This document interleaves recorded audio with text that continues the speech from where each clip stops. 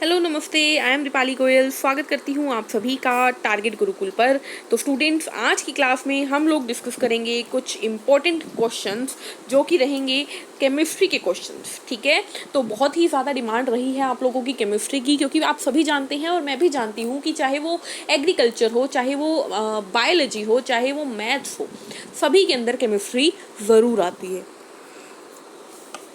और इसीलिए आप लोगों की डिमांड केमिस्ट्री की बहुत ज़्यादा है। तो चलिए टाइम वेस्ट ना करते हुए केमिस्ट्री के कुछ इंपॉर्टेंट क्वेश्चंस को डिस्कस करते हैं। पहला क्वेश्चन आज की क्लास का है, the number of nodal plane in P Z orbital is. एक पी जेड ऑर्बिटल में नोडल प्लेन की संख्या क्या होती है? याद रखिएगा, चाहे हमारे पास पी एक्स हो, चाहे हमारे पास पी वाई हो, चाहे हमारे पास पी जेड हो, सभी में नोडल प्लेन एक होता है, सभी में नोडल प्लेन एक होता है। Next question, question number 62, which hydrogen like species will have the same radius as that of Bohr orbit of the hydrogen atom? किस हाइड्रोजन लाइक स्पीशीज का समान रेडियस है जैसा H एटम के बोहर ऑर्बिट का है?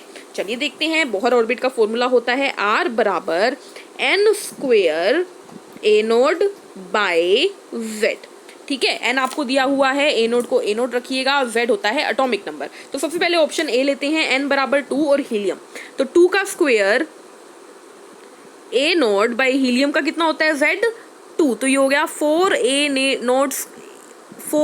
नोड डिवाइड बाई 2, ये आ गया 2 ए नोड। ओके, पहले हम हाइड्रोजन का निकाल लें एक बार, क्वेश्चन का तो निकाला ही नहीं ना। तो हाइड्रोजन का कितना होएगा, 1 का square A node divide by 1, यानी हाइड्रोजन का आ रहा है ए नोड। अब जिसका भी ए नोड आएगा वो सही हो जाएगा, तो ऑप्शन ए तो हो गया गलत। दूसरा देखते हैं, तो ये हो गया एन क्या आ गया 2, तो 2 का स्क्वायर ए नोड बाय बेरिलियम कितना होता है 4 होता है, तो 4 ए नोड बाय 4, बिल्कुल ये ए नोड आ रहा है, तो ये आंसर बिल्कुल करेक्ट हो गया। Option 2 will be the right answer. आगे भी चेक कर लेते हैं, यहाँ पर क्या आ जाएगा 4 ए नोड बाय 2, तो ये 2 ए नोड चला जाएगा, ये भी नहीं हो सकता। ये चेक कर लेते हैं, 3 का 9 ए नोड बाय 3, यानी 3 ए नोड, ये भी गलत हो गया। आंसर चला जाएगा एन बराबर 2 बेरिलियम प्लस 3। आई होप ये आप लोगों को क्लियर होगा, समझ में आ रहा है आप लोगों को।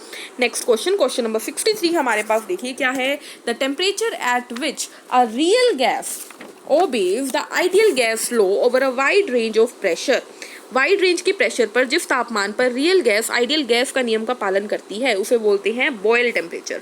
बॉयल टेम्परेचर जो होता है वो प्रेशर से रिलेटेड होता है और बोला जाता है कि यह आइडियल गैस के नियम का पालन करती है एक वाइड रेंज के प्रेशर पे। क्लियर, तो इस बात को याद रख लो। Next question, question number 64, the ratio of the rate of diffusion of helium and methane under identical condition of pressure and temperature. दबाव और तापमान के आइडेंटिकल कंडीशन के अंतर्गत हीलियम और CH4 के डिफ्यूजन रेट का अनुपात कितना होता है? तो ये होता है स्टूडेंट 2। कैसे आया भाई? तो डिफ्यूजन जो होता है स्टूडेंट वो होता है 1/√m।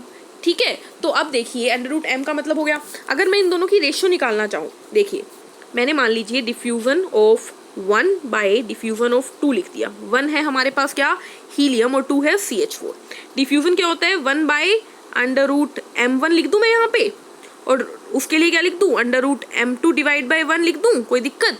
चलिए ठीक है, 1/m1 कितना होगा बताओ, हीलियम का मास कितना होता है 4, यानी कि √4, और ऊपर क्या आ जाएगा √16, मीथेन का 16 होता है, तो ये चला गया 4/2, ये आ गया 2, आंसर आ गया 2।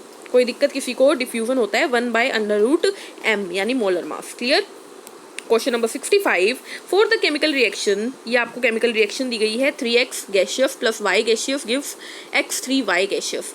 The amount of x3y at equilibrium is affected by. रासायनिक अभिक्रिया इसके लिए इक्विलिब्रियम पर x3y की मात्रा प्रभावित होती है। किससे प्रभावित होती है भाई? तो ये होती है टेम्परेचर और प्रेशर से। अगर टेम्परेचर और प्रेशर बदलेगा तो क्या होगा, इक्विलिब्रियम की मात्रा भी बदलेगी। तो बी ऑप्शन भी ठीक है, सी ऑप्शन भी ठीक है। कैटालिस्ट पे कभी निर्भर नहीं करती, कैटालिस्ट सिर्फ रेट के रिएक्शन को अल्टर करता है, कभी अमाउंट को ऊपर नीचे नहीं करता। क्लियर, तो आंसर आएगा option 1, temperature and pressure. Next question, question number 66 हमारे पास है, which of the following solution will have pH close to 1। निम्न में से किस सॉल्यूशन का पीएच 1 के समीप है, 1 के पास किसका पीएच होगा स्टूडेंट? इसका आंसर जाएगा 75 ml of 0.2 molar HCl plus 25 ml of 0.2 molar NaOH। ये कैसे निकलेगा स्टूडेंट? तो मैं आपको सिर्फ ये वाला निकाल के दिखाती हूँ। देखो, जब हमें पीएच निकालना होता है ना, उसके लिए हम ना एक फॉर्मूला लगाते हैं। क्या होती है वो? यहाँ पर जगह बनाते हैं थोड़ी सी पहले। देखिए, ये होता है n बराबर NaVA minus NbVb divide by VA plus VB। ठीक है, अब चौथे में हमें क्या दिया हुआ है? Na दिया हुआ है 75, वॉल्यूम दी हुई है 0.2 माइनस Nb दिया हुआ है 25, वॉल्यूम दी हुई है 0.2 divide by VA plus VB होगा तो 75 प्लस 25। ठीक है, कितना आ गया? ये हो गया 75 into 0.2 15 minus 25 into 0.2 5 divide by 100 तो ये गया 10/100, यानी कि ये आ गया 0.1 नॉर्मेलिटी। ठीक है, तो H पॉजिटिव की कंसंट्रेशन कितनी आ गई? 0.1। तो पीएच कितना आ गया? माइनस लोग H पॉजिटिव तो पीएच आ गया 1। ठीक है, तो सबसे कम पीएच इसी का आया। इस तरीके से आप सबकी कैलकुलेट कर लो। जब सबकी कैलकुलेट कर लोगे तो आपको पता लग जाएगा सबसे कम इसी की आ रही है। ठीक है, यही फॉर्मूला लगा लगा के सारी वैल्यूज पुट करनी है। आंसर आएगा ऑप्शन 4। ठीक है, नेक्स्ट क्वेश्चन नंबर 67 हमारे पास। देखिए क्या है। The elevation of boiling point of a solution of 13.44 gram of copper chloride in 1 kg of water using the following information will be। ठीक है, आपको इन्फॉर्मेशन भी दी हुई है। ये बोल रहा है निम्न सूचना का प्रयोग करते हुए 1 किलो पानी में कॉपर क्लोराइड का 13.44 ग्राम के सॉल्यूशन का एलिवेशन ऑफ बॉइलिंग पॉइंट होगा। ठीक है, 1 किलो पानी लिया, उसके अंदर इतना 13.44 ग्राम कॉपर क्लोराइड डाल दिया है। तो अब ये पूछ रहा है एलिवेशन इन बॉइलिंग पॉइंट कितना होगा। फॉर्मूला लगाओ एलिवेशन इन बॉइलिंग पॉइंट का। डेल्टा टीबी बराबर होता है IKBM। ठीक है, अब आपको देखिए आई की वैल्यू भी दी हुई है, KB की वैल्यू भी दी हुई है और M की वैल्यू भी दी हुई है। तो निकाल दो एलिवेशन। आंसर आ जाएगा 0.16। क्या आ जाएगा? 0.16। बस वैल्यू पुट करनी है और आंसर निकालना है। क्वेश्चन नंबर 68 क्या है? देखिए, the standard reduction potential at 25 degree Celsius for the electrode reactions are. निम्न इलेक्ट्रोड अभिक्रिया के लिए 25 डिग्री सेल्सियस पर स्टैंडर्ड रिडक्शन पोटेंशियल क्या होगा? आपको 3 दी हुई है, ये इन 4 दी हुई है और आपका क्या पूछा गया है? स्टैंडर्ड रिडक्शन पोटेंशियल क्या होगा। देखिए, जितनी ज़्यादा वैल्यू उतना ज़्यादा स्टैंडर्ड रिडक्शन पोटेंशियल। तो इन चारों में से सबसे ज़्यादा वैल्यू किसकी है? बताओ, सबसे बड़ी वैल्यू कौन सी है? Minus 0.762 minus 7.740 minus 0.770 minus 434। सबसे बड़ी वैल्यू है माइनस 434, तो आंसर भी ये चली जाएगी। ठीक है, जितनी बड़ी वैल्यू उतना ज़्यादा standard reduction potential. Next question, which is the strongest oxidising agent. ये क्या पूछ रहा है? सबसे स्ट्रॉन्ग ऑक्सीडाइजिंग एजेंट कौन है? तो अब सीधी सी बात है। अच्छा, ये क्वेश्चन पूरा का पूरा कंप्लीट है। जितनी ज़्यादा वैल्यू उतना ज़्यादा स्टैंडर्ड रिडक्शन पोटेंशियल, उतनी ज़्यादा क्या होगी? रिडक्शन की ऑक्सीडाइजिंग की पावर होगी। ठीक है, ऑक्सीडाइजिंग एजेंट क्या कौन होता है? जो दूसरे को रिड्यूस करे। ठीक है, जो दूसरे को रिड्यूस करे और खुद ऑक्सीडाइज हो जाए। तो ये हो गया copper +2 is the right answer. Next question number 69, the value of log K for a reaction A to B is given this. ये वैल्यूज आपको दी हुई है। ठीक है, तो log K की वैल्यू निकालनी है। आपको सारी वैल्यूज दी हुई है, log K की वैल्यू निकालनी है स्टूडेंट। इसका आंसर मैं आपको बता दे रही हूँ। ठीक है, इसकी जो थ्योरी है वो मैं आपको एक थ्योरी क्लास स्पेशली लेके करवाऊंगी। ये थोड़ा सा बड़ा है, इसके अंदर RT ln K वाला फॉर्मूला लगेगा।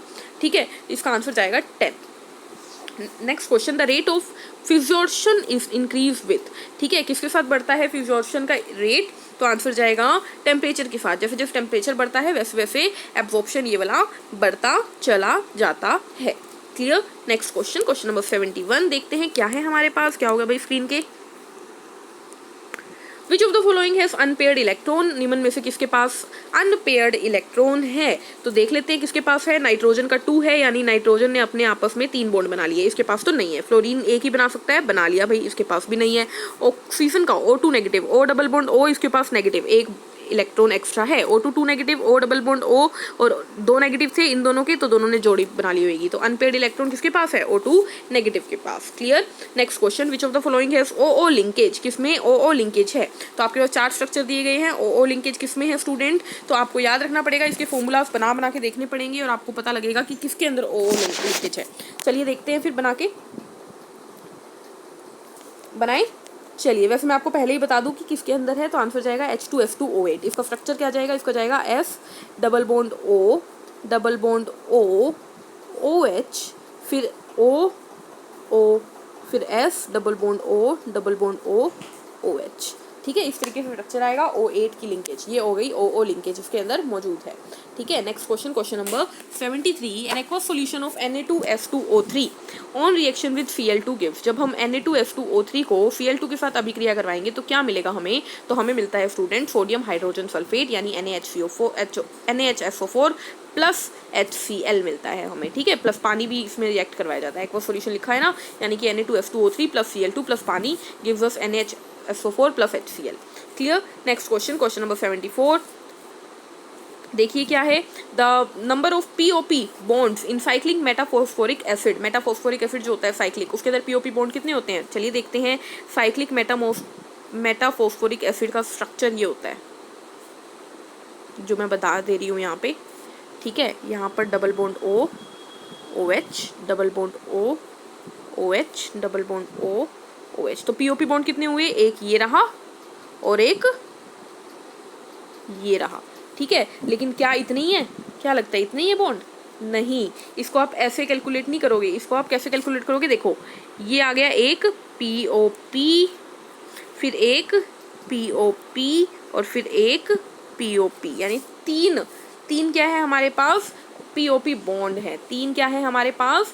POP बॉन्ड है। ठीक है, तीनों को इस तरीके से कैलकुलेट करना है जिस तरीके से मैंने बताया। आज का लास्ट क्वेश्चन क्या है? Me2SiCl2 on hydrolysis with produce. Methyl का डबल हमें दिया हुआ है सिलिकॉन क्लोराइड। ठीक है, डाई मिथाइल सिलिकॉन क्लोराइड के अगर हम हाइड्रोलाइसिस करते हैं तो क्या मिलेगा स्टूडेंट? तो हमें मिलेगा पॉलीमर। ठीक है, हमें क्या मिलेगा? पॉलीमर। क्या मिलेगा? पॉलीमर हाइड्रोलाइसिस से। ठीक है, इसे पॉलीमराइजेशन रिएक्शन भी बोल देंगे। तो आज की क्लास को इतना ही रखते हैं, मिलेंगे नेक्स्ट सेशन में नए क्वेश्चंस के साथ।